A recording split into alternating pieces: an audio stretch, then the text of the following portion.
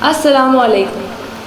آج میں آپ کو ایک جن کی کہانی سنانا چاہتی ہوں۔ یہ کہانی سچی کہانی پر مبنی ہے اور بہت زیادہ پراسرار ہے۔ لیکن اگر آپ اس چینل پہ نئے ہیں تو میرے چینل کو سبسکرائب کرنا مت بھولیے گا اور بیل آئیکن کو بھی ضرور کلک کریے۔ تو آئیے شروع کرتے ہیں آج کی کہانی۔ یہ واقعہ ایک صدف نام کی لڑکی کے ساتھ پیش آیا، جو کہ شادی ہو کر کراچی سے لاہور گئی، جہاں وہ اپنے شوہر کے ساتھ ایک گھر میں شفٹ ہوئی۔ وہاں ایک امرود کا پیڑ بھی تھا۔ وہ امرود کا پیڑ ان کے گھر کے سامنے تھا، جو بہت گھنا اور کافی پرانا تھا۔ صدف اس شہر میں بالکل اکیلی تھی۔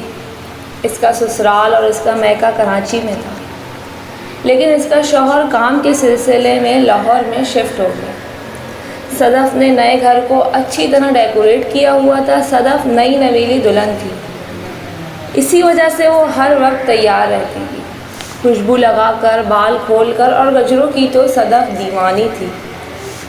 صدف اپنے پیروں میں پائل پہن کے رکھتی تھی، کیونکہ صدف کو پائل پہننا بہت پسند تھا۔ ایک دن صبح سویرے صدف کا شوہر اپنے کام کے لیے گھر سے نکلا اور صدف گھر کے کام کاج میں مصروف ہو گئی۔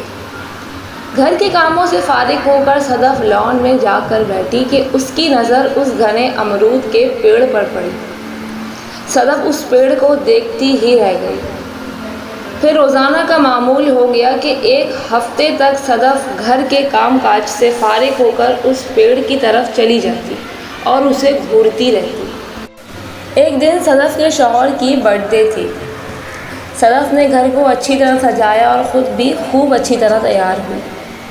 وہ لان میں کھڑی اپنے شوہر کا انتظار کر رہی تھی کہ بار بار اس کا دھیان امرود کے پیڑ کی طرف جاتا۔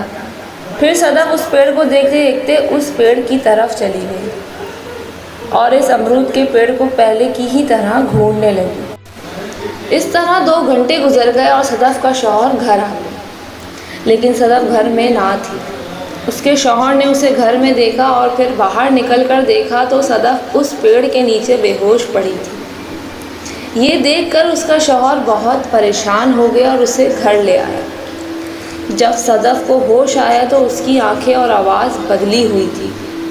صدف کسی عجیب و غریب زبان میں باتیں کر رہی تھی۔ یہ دیکھ کر صدف کا شوہر اور بھی زیادہ پریشان ہو گیا اور اسے ہاسپٹل لے کر گئے، لیکن ڈاکٹر صدف کو دیکھ کر اور بھی زیادہ گھبرا گیا اور اس کا روحانی علاج کروانے کے لیے کہا۔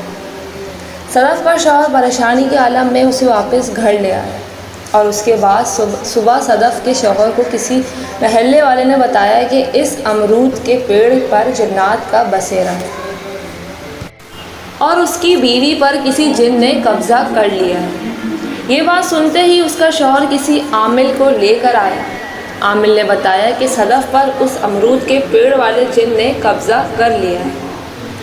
عامل نے 1 ہفتے تک صدف کا علاج کیا اور آخرکار صدف کی اس جن سے جان چھڑوا لی۔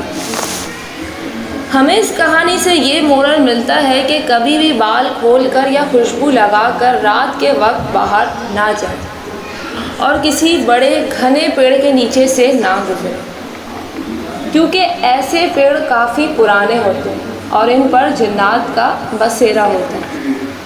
تو امید کرتے ہیں آپ کو یہ کہانی بہت اچھی لگی ہوگی۔